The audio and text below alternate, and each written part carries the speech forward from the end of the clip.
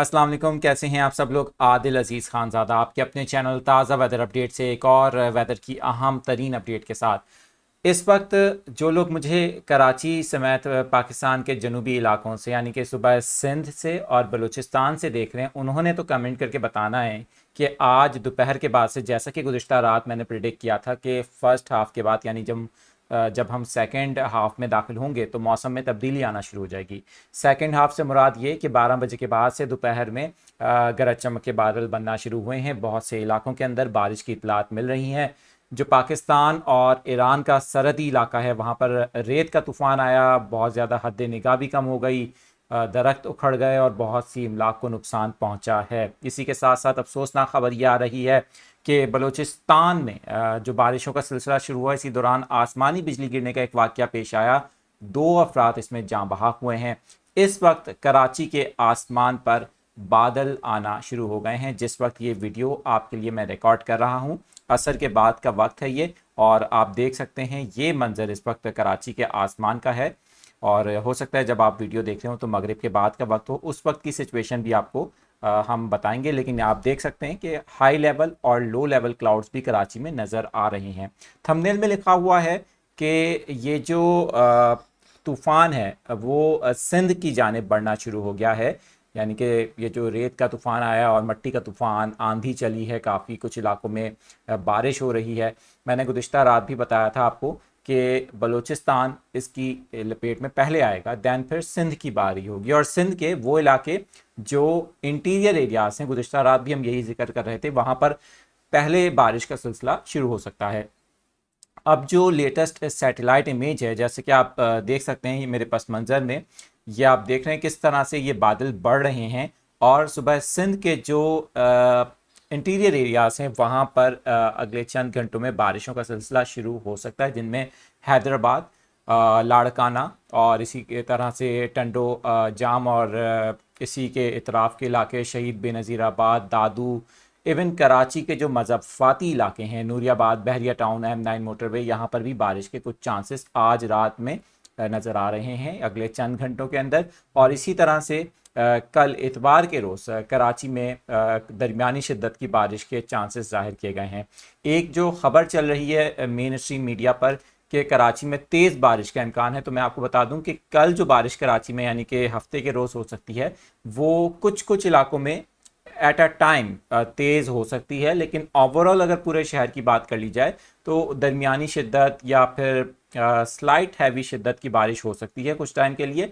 Depend करता है कि बादलों की शिद्दत कैसी रहेगी। और मेरी जो ज़ाती प्रेडिक्शन है वो ये बताती है कि ये जो पहला मरहला है इसके अंदर कराची के मज़ाफ़ाती इलाके ज़्यादा इसकी लपेट में होंगे। यानी कि अगर बात कर लें गडाफ टाउन की बात करें, अगर वो कराची के जो शुमाली इलाके हैं जहाँ पर इसका असर ज़्यादा होगा, वहाँ पर बारिश हो सकती है। इसी तरह से नॉर्थ ईस्ट एरियाज़ में भी कुछ बादल बरस सकते हैं। लेकिन शहर के जो जनूबी इलाके हैं वहाँ पर इतवार से मौसम मज़ीद साजगार होगा बारिश के लिए। और जो इसका दूसरा स्पेल होगा, यानी कि जो दूसरा सिस्टम है जो 15 तारीख से दाखिल हो रहा है ईरान के रास्ते बलूचिस्तान के अंदर, उसके जो असरात होंगे वो सुबह सिंध और बलूचिस्तान पर इससे कहीं ज़्यादा हो सकते हैं। ये बात हमने गुज़िश्ता रात भी आपको बताई थी। अच्छा, जिन लोगों ने चैनल को सब्सक्राइब नहीं किया वो ज़रा सब्सक्राइब करके बेल आइकन प्रेस कर लें। मैं ये बात कहना भूल गया था। अभी जो एक अहम बात आपको बताने लगा हूँ वो ये है कि आपने शायद ये फील किया होगा कि सेकंड हाफ के बाद से कराची में भी ठंडी हवा चलना शुरू हुई है। और अगर आपके इलाकों में इसी तरह की कैफियत है मौसम की तो ये बात आपने कमेंट करके बतानी भी है। इस स्पेल के अंदर हवाओं की रफ्तार ज़्यादा हो सकती है। बलूचिस्तान में जहां बारिशें हो रही हैं वहां पर तकरीबन 40 से 50 नॉटिकल माइल की रफ्तार से हवा चल रही है। कुछ जगहों पर तो 60 से 65 किलोमीटर फी घंटा की रफ्तार से हवा भी रिकॉर्ड की गई है। और जैसा कि मैंने नोश की, चागी और जो स्ट्रीम वेस्टर्न एरियाज हैं बलूचिस्तान के, वहाँ का जिक्र शुरू में ही किया कि वहाँ पर रेत का तूफ़ान आया दोपहर के वक्त और काफ़ी ज़्यादा हद निगाह भी कम हो गई है। यही सूरत हाल सिंध के बहुत से इलाकों में भी देखने को मिलेगी। दादू में और कुछ, अगर हैदराबाद की बात कर लें वहाँ पर भी यही सूरत हाल होगी। सिंध के जो वो इलाके हैं जो सखर के पास के एरियाज हैं या थोड़ा सा जनूबी पंजाब के साथ टच होते हैं, वहाँ पर भी बारिशों का इम्कान होगा। लेकिन कराची में जो अगला इसके बाद वाला स्पेल है वो स्पेसिफिकली कराची समेत सिंध की जो साहिली पट्टी है और बलूचिस्तान की साहिली पट्टी है वहाँ पर टारगेट कर सकता है और वहाँ पर काफ़ी अच्छी बारिशों का चांस भी इस वक्त नज़र आ रहा है। आने वाले दिनों में इसके हवाले से मज़ीद भी आपको अपडेट करेंगे। अच्छा, दूसरी बात यह है कि जो लोग मुझे पंजाब से, केपीके से और मुल्क के जो अपर एरियाज हैं वहाँ से देख रहे हैं, तो उनके लिए एक अहम खबर है। अभी ये अपडेट हमारे पास आई है न्यूज़ रूम में कि जो मुल्क के बालाई इलाके हैं वहाँ पर कुछ मकामात से बारिशों की इतलात आ रही हैं। मैंने जैसा कि आपको बताया था कि इसका एक हिस्सा बलूचिस्तान में दाखिल होगा, जबकि दूसरा हिस्सा केपीके की तरफ से होते हुए मुल्क के अपर एरियाज को मुतासिर करेगा। तो यानी कि आज रात अगले चंद घंटों के अंदर हमें पाकिस्तान के बहुत से इलाकों के अंदर बारिशें देखने को मिल सकती हैं। ज़्यादा बलूचिस्तान और मुल्क के जो अपर एरियाज हैं वहाँ पर नुकसानात का ख़दशा है, इसीलिए एक पीडीएमए की तरफ से, एमडीएमए की तरफ से एडवाइस भी जारी की गई है और शहरियों को भी एहतियात करने का कहा गया है, क्योंकि मैंने जिस तरह बताया कि हवाओं की रफ्तार ज़्यादा हो सकती है। और गिलगित बल्तिस्तान की अगर बात कर लें, वहाँ से अगर जो लोग मुझे देख रहे हैं तो वहाँ पर भी लैंडस्लाइडिंग, स्नोफॉल या फिर ओले पड़ने के वाक़यात, या फिर हो सकता है कि शदीद किस्म की बारिश एट अ टाइम रिकॉर्ड की जा सकती है, क्योंकि वहाँ पर इसकी जो शिद्दत होगी वो पाकिस्तान के जनूबी इलाकों के मुकाबले में कहीं ज़्यादा हो सकती है। तो जो लोग वहाँ से देख रहे हैं वो ज़रा एहतियात करें। ज़ाहिर है ईद का तीसरा दिन है, अभी लोग ट्रैवल कर रहे हैं। बहुत से लोग ऐसे भी होंगे जो कराची समेत पाकिस्तान के बहुत से शहरों से पिकनिक की गर्ज से जाते हैं, मरी की साइड पर या नथिया गली, कागान, नारान। तो वो ज़रा इस वक्त एहतियात करें, या फिर बलूचिस्तान की साइड पर अगर आप लोग ट्रैवल कर रहे हैं तो ज़रा एहतियात करें, क्योंकि हवाओं के झक्कर बहुत ज़्यादा शदीद हो सकते हैं। तो अभी तो ये इतलात आ रही हैं कि गाड़ियों को भी काफ़ी नुकसान पहुंचा है। चागी और नोशकी की तरफ जो तूफ़ान आया है, तो ज़रा आपने एहतियात करना है, ट्रैवल ना करें अगले 24 घंटों में। ज़ाहिर है कि ये एक्टिविटीज़ मुख्तलिफ पाकिस्तान के इलाकों के अंदर हो सकती है।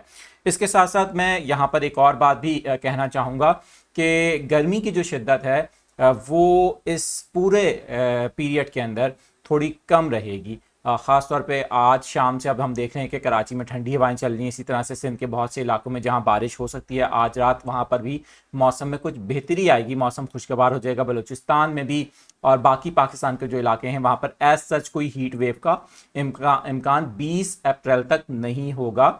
और मैंने जैसा कि गुज़िश्ता रात भी आपको ये बात बताई थी कि 18 अप्रैल के बाद से जब ये सिस्टम पाकिस्तान से ऑलमोस्ट दोनों निकल जाएंगे और मौसम क्लियर हो जाएगा, तो फिर दोबारा से गर्मी की शिद्दत में इजाफा होगा।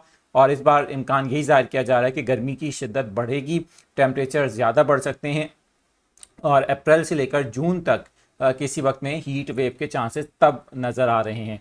लेकिन ये बात भी गौरतलब है कि ज़ाहिर है कि वेस्टर्न डिस्टर्बेंस बनते आ रहे हैं, और ये जो वेस्टर्न डिस्टर्बेंस इस बार पाकिस्तान को मुतासिर कर रहे हैं ये अनयूजुअल हैं, यानी कि गैर मामूली जिसको हम कहते हैं। उसकी वजह यह है कि क्लाइमेट चेंज का एक बहुत बड़ा कंट्रीब्यूशन है।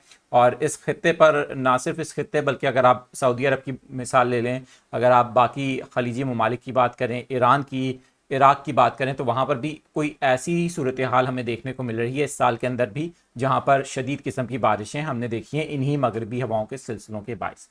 ताज़ा वेदर अपडेट पर मैं आपको ताज़ा तरीन मौसम की सूरत हाल से आगाह रखूँगा, इसलिए आप चैनल को सब्सक्राइब ज़रूर कीजिएगा ताकि आपको पल पल की अपडेट्स आने वाले इन दोनों सिस्टम्स के हवाले से मिलती रहें। कल अगर कराची में बारिश होती है तो सुबह से ही लाइव ट्रांसमिशन न्यूज़ 24/7 उर्दू और ताज़ा वेदर अपडेट शुरू करेगा, जिसके अंदर पल पल की अपडेट्स आपको बराह रास्त दी जाएंगी।